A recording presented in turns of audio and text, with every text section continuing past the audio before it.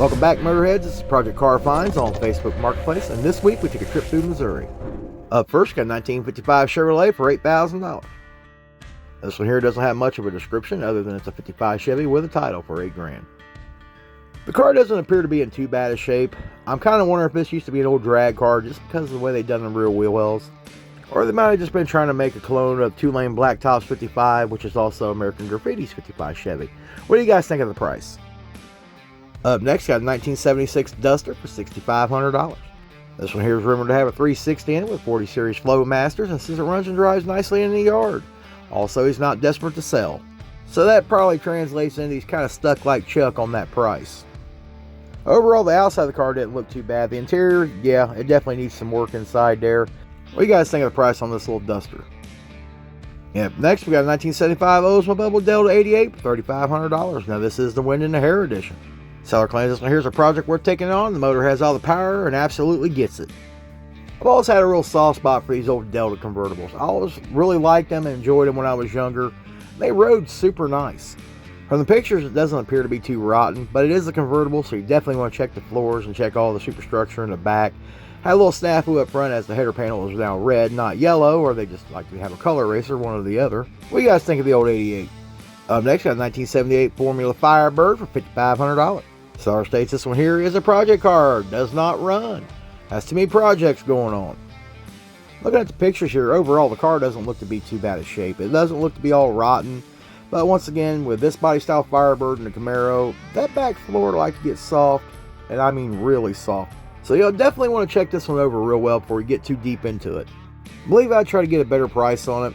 What do you guys think about the price on this old Firebird here? Leave it in the comments. Up next, got an old 1963 AMC for $1,600. Seller says this one here is saved from the crusher and has a rear twin stick option. Now see, I've never seen a twin stick option in an old AMC. So if you guys got any information on that twin stick option, share it with the rest of us who don't know. I think this would make a pretty cool little ride. If somebody want to take some time and spend some money on it, and if it is a very rare option with that twin stick, this might be a good find for $1,600. Up next, a little 1951 Ford for $7,500. This one here has been chopped, nosed, decked. Also has a 57 Chevrolet gauge cluster, and the hubcaps do not go with it. I always like the looks of these old Fords right here, and they made one hell of a lead sled. I had a 49 Ford, and I really kind of regret nowadays I didn't make that more of a lead sled. It was a very cool car when I got done, but I still think it could have been a little bit cooler. What's your guys' thoughts on this old Ford here? What do you guys think about that price? You think it's worth that price? Yes or no? Leave it in the comments. Up next, a little 51 Chevrolet for $16,000. This one here's got a little small block Chevy in it, a little 305 with 350 turbo tranny. I believe he's really reaching for that $16,000 on this one right here. I've seen plenty of these. If you've been watching the videos here recently, we've all found a lot of these right here in pretty decent shape for a lot less money. What do you guys think of this car overall, and what do you guys think of that crazy price he's got on it? Now, don't get me wrong, I think this would make somebody one hell of a project car, but I don't think it'd make one good project car for that price. This car needs a lot of work. It's not worthy of that price. Up next, a little 1941 Buick for $2,500. This one here does have the straight 8, and according to the seller, it runs good. This would make somebody a great project. Now, for nostalgia reasons, if this was a two-door, I'd already been in the truck on the way to go get it. Me and my uncle built one of these here. It was a 1941 two-door Buick Special with a straight 8 with the twin carbs. Man, that thing was cherry. I really wish I'd have bought it when I had the opportunity, because the fella who bought it didn't secure it properly on the trailer and it fell off and got destroyed on the way home. Up next, got a little 1971 Ford Maverick, $5,100.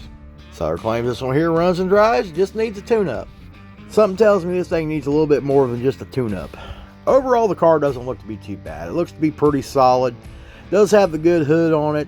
And if you're a Maverick guy, this might be something you're looking for. I don't know about that price. You guys let us know what you guys think of that $5,100 on one of these old Mavericks. I know used to you could pick them up pretty cheap, and they made a pretty decent little drag car.